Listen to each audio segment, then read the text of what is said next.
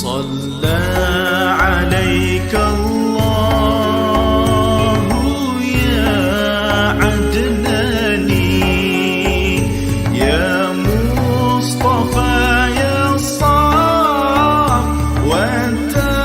الرحمن الحمد لله الذي أعطاني.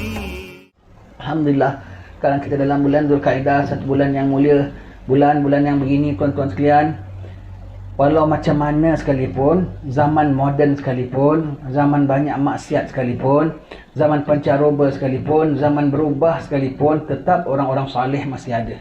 Tetap orang-orang saleh ni dari zaman dahulu sampai zaman Mahdi nanti akan datang, yang nama orang saleh masih ada.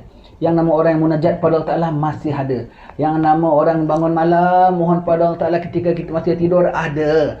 Yang nama orang yang kuat puasa, yang orang yang ikhlas masih ada. Masih ada tuan-tuan sekalian. Jangan kita sangka pada waktu-waktu begini, musim-musim begini, tak perlu nak jaga iman, tak perlu nak jaga akhlak. Because everybody dah rosak. Sana sini orang dah rosak, sana sini orang dah tak betul. Kita pun join tak betul. Tak, kita salah. Walaupun yang tak betulnya makin banyak, walaupun yang tak betulnya makin ramai dan makin tak betul, tetapi yang betul masih ada. Dan yang makin betul pun masih ada. Makin betul dan yang sangat betul pun masih ada. Maka kita pilih nak dalam grup yang mana tuan-tuan sekalian. Kita pilih nak dalam grup mana-mana. Kita memang nak pilih dalam grup yang baik, nak jadi orang baik. Tapi kita tak mampu minta tolong pada Allah Subhanahu Wa Taala. Masih ada orang-orang saleh dalam bulan-bulan haram seperti ini. Apa lebih lagi kita dalam bulan haram Zulkaidah ni dalam musim haji ya. Bulan Zulkaidah ni bulan haram dan dalam musim haji. Musim haji, bulan haji itu bulan Zulhijjah. Tapi musim haji itu daripada Syawal, Zulkaidah dan 10 hari pertama Zulhijjah. Maka dalam musim-musim haji begini, dalam bulan-bulan haram dan musim haji begini, orang-orang saleh makin mendekatkan diri pada Allah Ta'ala. Mereka mohon kepada Allah Subhanahu Wa Ta'ala. Mereka hampirkan diri kepada Allah Ta'ala. Mereka melakukan bermacam-macam amal. Sehingga kan dalam bulan-bulan gini macam-macam karamah yang terbit dari mereka yang kita dapat lihat, yang kita dapat dengar daripada mereka. Maka dan sampai zaman sekarang, sampai waktu ini, sampai hari ini masih ada orang yang begitu tuan-tuan sekalian. Maka janganlah dalam bulan-bulan yang begini kita anggap lewa. Janganlah dalam bulan-bulan gini kita leka. Janganlah bulan-bulan gini kita rasa zaman pun dah begini. Zaman kiai dulu lain. Zaman Habib-Habib dulu lain. Sekarang kita dah duduk di sini. Zaman kita begini. Bagaimana keadaannya? Kita salah. Banyak, masih ramai orang-orang saleh yang bertekun diri pada Allah Ta'ala, dekatkan diri pada Allah Ta'ala, patuh kepada Allah Ta'ala, meningkatkan, menghampirkan diri pada Allah Ta'ala setiap hari. Dan kalau kita tidak melakukan sedemikian, kita ketinggalan jauh. Hampirkan diri pada Allah Ta'ala, dekatkan diri pada Allah Ta'ala. Di samping kita hidup dalam zaman ini, di samping kita kerja cara orang begini, dengan kerja cara orang sekarang gini, kerja apa? Mekanik, kerja apa? Engineer, kerja apa? Doktor, kerja apa? Lecturer, kerja apa? Semua dekatkan diri pada Allah Subhanahu Wa Ta'ala ya. Bagaimana orang tua-tua dulu kita dulu kerja juga, mereka kerja kebun, dekatkan diri pada Allah Ta'ala. Dalam kebun tu ada mihrab ke? Dalam kebun tu ada mimbar ke? Kan tidak ada. Mereka sambil kebun, sambil dekat diri pada Allah Ta'ala. Kita pun itulah sekarang kita punya kebun, kita punya noreh itulah di ofis kita, di bengkel kita. Sambil kita buat kerja, sambil ibadat kepada Allah Ta'ala. Sambil kita buat kerja, sambil kita tak tinggal mendekatkan diri kita kepada Allah Subhanahu Wa Ta'ala senantiasa. Tak boleh tunggu waktu lain. Tak boleh tunggu free time nanti baru nak ibadat. Tunggu nak pencen baru ibadat. Pencen kah? Dan kalau betul jumpa pencen, jumpa tua, kita dapat ibadat pada waktu itu kah? Tentu kita tidak tahu. Sekarang juga dalam kita sedang busy, dalam kita sedang sibuk, dalam kita sedang cari nafkah untuk anak isteri kita, dalam kita sedang dengan macam-macam hiburan sekeliling kita, dengan macam-macam permainan dan keseronokan sekeliling kita. Di dalam itu juga kita nuju Allah Subhanahu Wa Ta'ala.